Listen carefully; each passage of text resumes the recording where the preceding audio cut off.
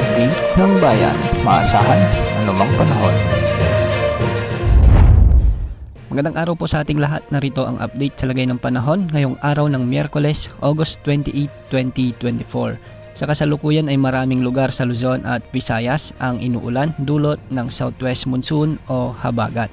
Dahil nga sa habagat, asahan ang mga pag-ulan sa bahagi ng Metro Manila, Zambales, Bataan, Tarlac, Pampanga, Cavite, Batangas, Occidental Mindoro, Palawan at Antique.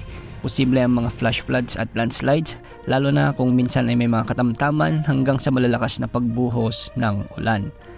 Samantala, asahan naman ang maulap na kalangitan na may mga kalat-kalat na pag-ulan at pagkidlat-pagkulog sa bahagi ng La Union, Pangasinan, Benguet, Bicol Region at sa natitirang bahagi ng Visayas kasama ng Central Luzon, Calabarzon at Mimaropa.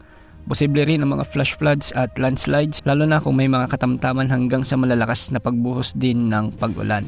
Makikita nga sa ating satellite animations ang makakapal na kaulapan ngayon sa bahagi ng mga lugar na nabanggit, kaya mag-ingat po ang mga kababayan natin dahil hanggang sa mga susunod na oras ay posible pa rin ang pag-iral ng malalakas na pag-ulan sa mga lugar na ito.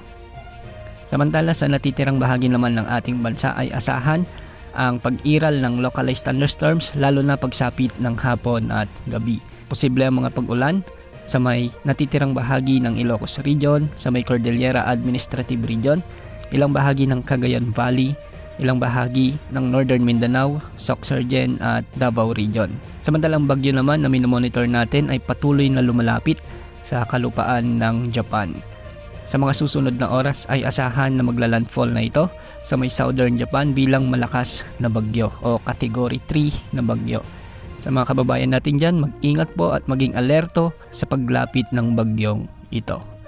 Yan ang update sa lagay ng panahon. Ito po ang weather update ng bayan. Maasahan anumang panahon.